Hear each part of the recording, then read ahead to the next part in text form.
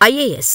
ఇప్పటివరకు ఎన్నో కథలు విన్నాం. కానీ ఐఏఎస్ సాధించాలంటే అందరికీ సాధ్యం కాదు. లక్షలు ఖర్చు పెట్టి చదివినా ఐఏఎస్ లక్ష్యాన్ని ఛేదించలేరు కొంతమంది. చదవడానికి సమయం లేక, ఖర్చులకు డబ్బులు లేక, కుటుంబ బాధ్యతల కారణంగా మధ్యలోనే ప్రయత్నం మానేస్తారు మరికొందరు. కాని ఇక్కడ కనిపిస్తున్న ఈ కూలీ మాత్రం అందరిలో భిన్నమైన వ్యక్తి. అయితే ఎంతోమంది కథలు మనకు స్ఫూర్తి ఇవ్వచ్చు. కొందరి కథలు మాత్రమే ధైర్యాన్ని ఇస్తాయి. కాని ఇతని కథలో ఆ రెండూ దొరుకుతాయి. అసలు ఎవరతను, అతని స్టోరీ ఏంటి తెలుసుకోవాలంటే వీడియో చివరి వరకు చూడాల్సిందే. ఓ 55 ఏళ్ల వ్యక్తి కేరళలోని ఎర్నాకులం రైల్వే స్టేషన్లో దిగి ఓ కూలీ కోసం చూస్తున్నాడు. అయితే అప్పటికే కొందరు కూలీలు మధ్యాహ్న భోజన సమయం కావటంతో భోజనం చేయటానికి వెళ్లిపోయారు. మిగిలిన కొందరు కూలీలు వేరే ప్రయాణికుల లగేజ్ తీసుకెళ్లటంతో స్టేషన్లో అసలు కూలీలే కనపడలేదు ఆ వ్యక్తికి. దాంతో అటూ ఇటూ చూసి కొంచెం ముందుకు నడిచాడు. ఆ సమయంలో 27 ఏళ్ల వయసున్న ఓ కూలీ ప్లాట్ఫాంపై కూర్చొని మొబైల్లో ఏదో చూస్తూ నోట్బుక్లో రాసుకుంటూ ఉన్నాడు. అతన్ని చూసి షాకైన ఆ వ్యక్తి "ఏ బాబూ" అని గట్టిగా అరిచాడు. కాని ఆ కూలీ పలకలేదు.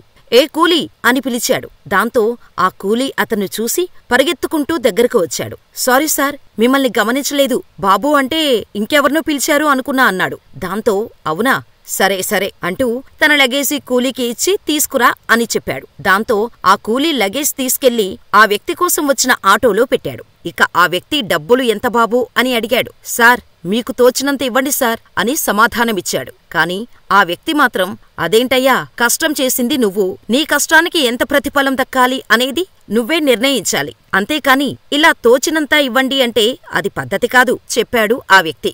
దానికి ఆ కూలీ "సరే సార్, ఈ లగేజీకైతే సాధారణంగా 50 రూపాయలు తీసుకోవాలి. కానీ ఇందులో బరువు తక్కువే ఉంది కాబట్టి 40 రూపాయలు ఇవ్వండి చాలు" అని చెప్పాడు. దాంతో ఆ వ్యక్తి అతని నిజాయితీకి "పర్లేదు బాబూ, 50 తీసుకో.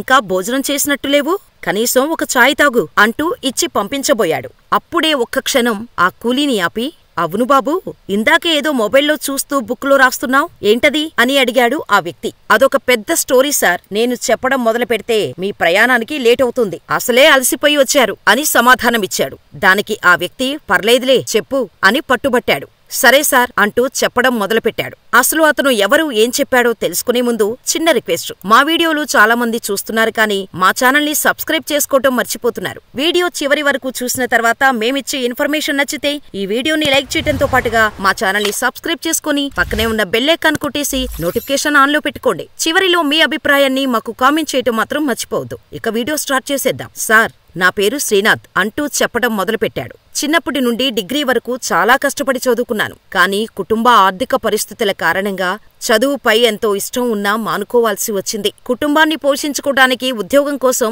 చాలా ఆఫీసుల చుట్టూ తిరిగా. కానీ లాభం లేదు. ఎక్కడా ఉద్యోగం దొరకలేదు. ఇక ఇలాగే తిరుగుతూ సమయాన్ని వృధా చేయలేక ఇలా రైల్వే కూలీగా చేరాను.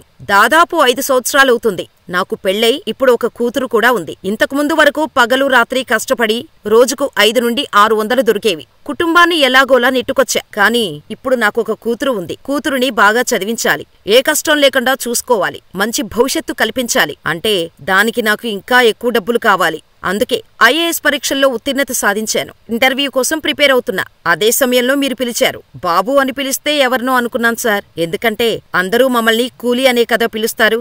అందుకే మొదటిసారి పిలిచినప్పుడు పలకలేదు" అంటూ చెప్పాడు ఆ కూలీ. అతని స్టోరీ మొత్తం విన్నాక ఆ వ్యక్తి ఎమోషనల్ అయ్యాడు. "ఇప్పుడు కూలీ అంటేనే పలుకుతున్నావు, తర్వాత సార్ అంటే అందరూ అప్పుడు కూడా ఇలాగే ఉంటావా ఏంటి" అని నవ్వుతూ సమాధానమిచ్చి ఆల్ ది బెస్ట్ అని విష్ చేసి అక్కడ్నుంచి వెళ్లిపోయాడు. ఇది ఆ స్టేషన్లో జరిగిన కథ. కానీ శ్రీనాథ్ దిగువ మధ్యతరగతి కుటుంబానికి చెందిన వ్యక్తి. చదువుకోవటం, కష్టపడి పనిచేయడం అంటే ఇష్టం. కానీ కోచింగుకు, పుస్తకాలు కొనుక్కోవడానికి అతని వద్ద డబ్బుల్లేవు. తాను రోజంతా కష్టపడి సంపాదిస్తేనే వచ్చేది నెలకు 14 నుండి 16,000.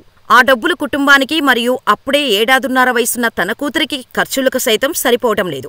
ఒక్క పైసా కూడా ఖర్చు చేయకుండా స్టేషన్లో వచ్చే ఫ్రీ వైఫైతోనే ఆన్లైన్ క్లాసులు వింటూ మరోవైపు కూలీ పని చేసుకుంటూ ప్రిపేర్ అయ్యాడు. అలా ప్రిపేర్ అవుతూనే మొదట కేరళ పబ్లిక్ సర్వీస్ కమిషన్ పరీక్షలను రాసి పాస్ అయ్యాడు. అదే నమ్మకం యూపీఎస్సీ పరీక్షలు రాసేలా ప్రేరేపించింది. 3 ప్రయత్నాలు చేసి ఫెయిల్ అయిన శ్రీనాథ్ 4వ ప్రయత్నంలో విజయం సాధించాడు. ఐఏఎస్ ఆఫీసర్ అయ్యాడు. తన వద్ద చదువుకోవటానికి సమయం లేదు, డబ్బు సంపాదించుకోవడానికి పెద్ద ఉద్యోగం లేదు. అతని ఇంట్లో మొత్తం శ్రీనాథ్ సంపాదనపైనే ఆధారపడి బ్రతకాలి. 5 ఏళ్లుగా ఎందరో వ్యక్తుల బ్యాగులు మూసిన శ్రీనాథ్ ఏ రోజూ కూడా ఆ పని చేయడానికి చిన్నబుచ్చుకోలేదు. ఆ పని వల్లే ఫ్రీగా వైఫై అతనికి ఓ వరంలా దొరికింది. మనం ప్రస్తుతానికి ఏ పని చేసినా మన లక్ష్యం ఒకటుంటే దానికోసం చేసే ఏ చిన్న పనైనా గొప్పదే. పని చిన్నదా పెద్దదా, గౌరవం ఇచ్చేదా లేదా అని కాకుండా ఆ పని నీకు, నీ కుటుంబానికి కడుపు నింపుతుందా లేదా అన్నదే ముఖ్యం. ఇది ఐఏఎస్ శ్రీనాథ్ సక్సెస్ స్టోరీ. మరి మీకెలా అనిపించిందో మాకు కామెంట్ చేయండి. నచ్చితే మా వీడియోని లైక్ చేసి మా ఛానల్ని సబ్స్క్రైబ్ చేసుకుని పక్కనే ఉన్న బెల్ ఐకాన్ కొట్టేయండి.